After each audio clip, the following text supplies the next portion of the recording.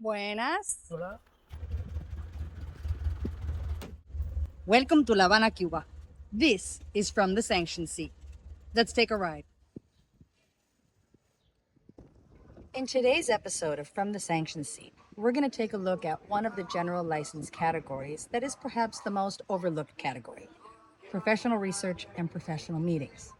Unlike some other travel categories, this one is not based on cultural exchange, educational activities, or humanitarian engagement, necessarily. It is based on work. It is field-specific travel that directly relates to the profession. The regulation authorizes U.S. persons to travel to Cuba when the travel is directly related to their professional field of experience. But again, sanctions law is precise. The activity must be professional in nature, meaning it relates directly to the traveler's occupation or their area of specialization. Occupational curiosity is not enough.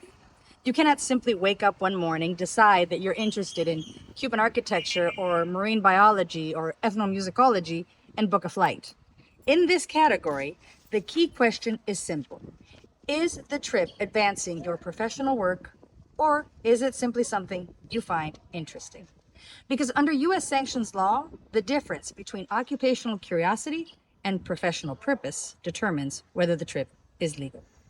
My name is Melissa Riviere. I'm an anthropologist and a certified sanctions specialist.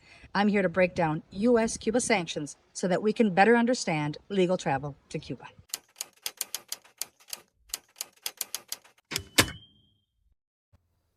So, what does this regulation authorize? Under professional research and professional meetings, there's two main types of activities that are authorized.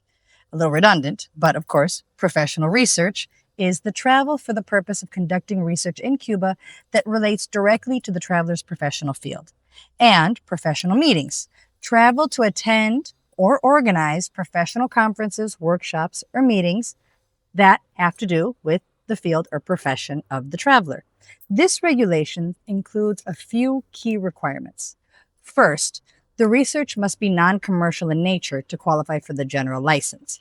That doesn't mean that one can't request a specific license for any kind of research that would be commercial in nature, but that is another episode. Second, that the research must have a substantial likelihood of public dissemination. And this is key. That means that the research should be expected to result in publications, academic presentations, professional reports, policy analysis, or any other forms of professional outputs like conference papers. Now, this does not refer to more informal publications like blogs or any kind of social media, but rather we're discussing and looking at specifically publications that are considered professional publications like peer-reviewed journals or formally published books. Your travel must be connected to work that you actually do and can be demonstrated through your resume or your curriculum vitae, your research, your publications, what you're recognized for. This requirement exists because sanctions policy historically has allowed activities that contribute to informal exchange and knowledge production.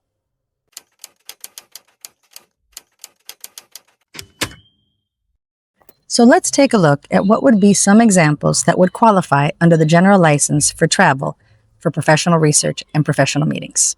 We're taking these directly from the Esondo Salas catalog. A marine biologist travels to Cuba to conduct research on coral reef ecosystems along Cuban scientists. The research relates directly to the biologist's professional field, and the results are expected to contribute to scientific publications and conference presentations. The activity qualifies because the travel is professional, the research is substantive, and the results are expected to be publicly disseminated. The researcher does not need to travel through an educational program or a tour operator. They can conduct their research or participate in professional meetings independently. Let's look at another example from the Sondo Salas catalog. A U.S. urban planner travels to Cuba. At Sondo Salas, we help them build their itinerary and organize lodging and some meals, all at privately owned casas and restaurants. We connect the professional with local colleagues working on related topics. We also obtain an academic visa for the professional that allows the access to libraries and research institutes that complement the research. During the trip, the traveler meets with Cuban architects studying historical preservation in Old Havana. discusses adaptive reuse strategies for colonial buildings, exchanges data on urban resilience in coastal cities, participates in a small professional workshop with Cuban planners on hurricane mitigation and coastal infrastructure. The discussions and exchanges later inform a professional article on urban climate and adaptation in Caribbean cities. Let's look at a third example, also taken from the Son dos Salas catalog. This is for a professional research and professional meetings delegation trip called Diaspora, or a look into the transatlantic legacy of slavery. A group of professionals, all members of Afro-diasporic professional associations, travel to Cuba together. They come from several different universities, and some are practitioners rather than just professors. All work professionally in the field of Afro-diasporic development or teach in related academic departments. At Son dos Salas, we designed the itinerary to include both joint site visits and time for individualized research. Participants visit Afro-diasporic cultural projects, meet with Cuban scholars and practitioners working in related fields, and we organize workshops with local colleagues to exchange ideas and research perspectives. The trip ultimately contributes to scholarly output, including panel and paper presentations at future professional association meetings. The travel falls under the general license category for professional research and professional meetings because the initiatives are directly connected to the participants' professional work.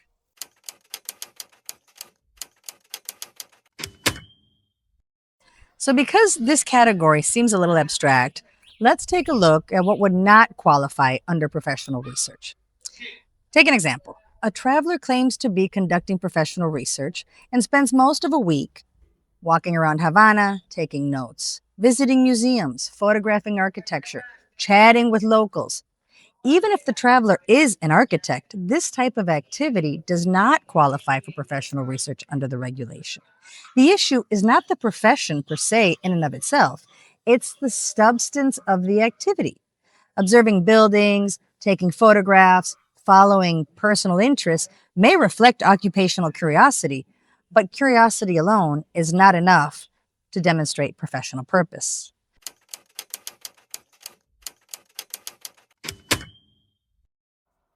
So let's get one thing clear. Even when travel is authorized under this category, compliance obligations remain. Regardless of the travel category, U.S. travelers must still comply with the Cuba restricted list and the prohibited accommodations list. These are maintained by the U.S. State Department, as we've already seen in previous episodes. These lists identify Cuban entities and hotels that are restricted because they're owned or controlled by Cuban military, intelligence, or security services. That means that even when someone is traveling legally under a category such as professional research and professional meetings, they may not engage in any direct financial transactions with entities on any of the restricted entities or prohibited accommodations lists. In practice, that affects where travelers stay, where they hold meetings, where they organize events, and where they conduct their business transactions. Being allowed to travel legally under any of the general license categories does not remove the restrictions. All travelers must continue to abide by the Department of State restrictions. Additionally, travelers that go under the category of professional research and professional meetings, they need to also be aware of their professional financing, where their financing comes from, grants, private investors, government funds, and make sure that those types of funding sources are legal in Cuba.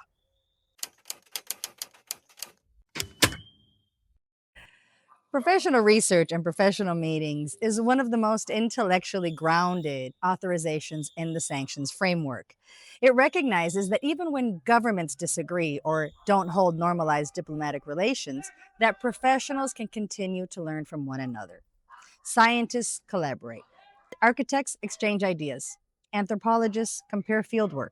Musicians discuss techniques. And doctors analyze health systems. Knowledge does not necessarily move according to diplomatic relations or the lack thereof. So, what are your two key takeaways from today? One, that professional travel is authorized under the general license for professional research and professional meetings. Travelers may organize their trip independently and, in this category, do not require a sponsoring organization or travel operator. However, your second key takeaway, if you prefer to focus on your research and on your meetings, then you should let Son Dos Alas manage the travel logistics for you. Until our next episode, this is From the Sanctioned Seat.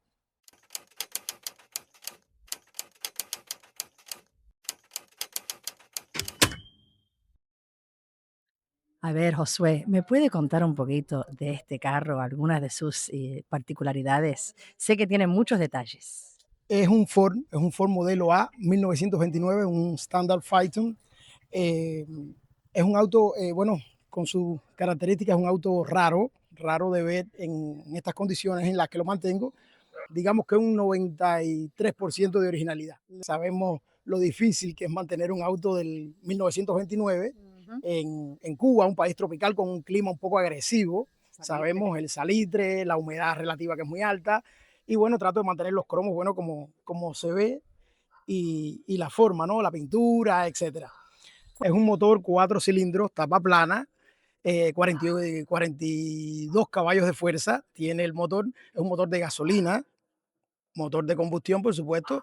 Mantiene la originalidad de su tanque por gravedad del combustible, su carburador, su distribuidor eléctrico, como Henry Ford lo diseñó.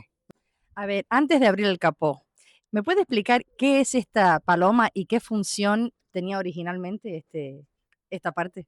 Bueno, función, digamos que tiene originalmente la función de ser la tapa del radiador, como podemos ver. A ver, voy a abrir para mostrar la tapa del radiador. Ahí vemos la humedad del agua, en este caso. Y al mismo tiempo, Henry Ford trató de unir sus dos pasiones, la que era la caza y bueno, y la construcción de este tipo de automóvil. Esto en realidad es una perdiz, ¿me entiende? Entonces, bueno, como le expliqué, era una de las pasiones, la caza, una de las pasiones en su tiempo libre de Henry Ford, y la unió convirtiendo la paloma como la perdiz como el símbolo del automóvil, y al mismo tiempo era el reloj de la temperatura. ¿Cómo así? ¿Cómo que era el reloj?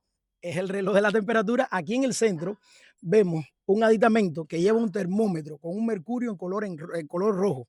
Y entonces desde dentro del auto usted puede ver, ya cuando el auto se va calentando, usted ve como el mercurio va subiendo y llega a un límite, donde usted, bueno, como conductor debe saber que el auto se está calentando o está trabajando demasiado frío. O sea que cualquiera de las dos variantes, si trabaja muy caliente o muy frío, puede ser dañino al motor. ¿Me puedes abrir el capó y podemos mirar el motor? Wow, cuéntame aquí, Josué, ¿qué tenemos aquí? Explícame este motor que estamos viendo. Bueno, esto es un motor tapa plana, 4 cilindros a 98.43 milímetros de diámetro de pistón. Un motor, es un pionero del automovilismo, motor muy simple, pero a la vez con lo necesario para un funcionamiento regularmente estable. Por ejemplo, acá tenemos el tanque de la gasolina, tenemos un filtro decantador muy bien pensado en su momento para separar el agua de la gasolina y el sedimento. Aquí tenemos ejemplo de ello. Se conduce por gravedad hacia el mezclador. En este momento no existía el carburador. Es un tipo de carburador muy sencillo que mezcla el aire con combustible.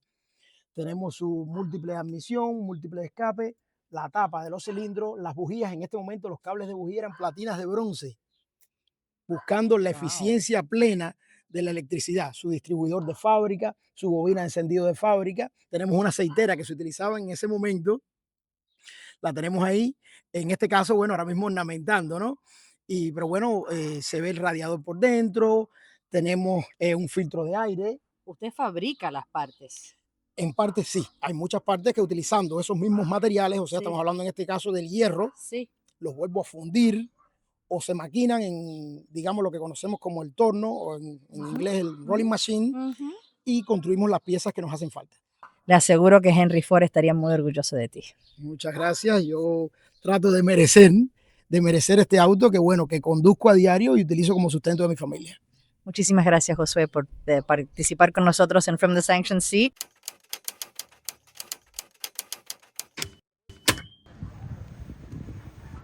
Until the next episode of From the Sanctioned Seat.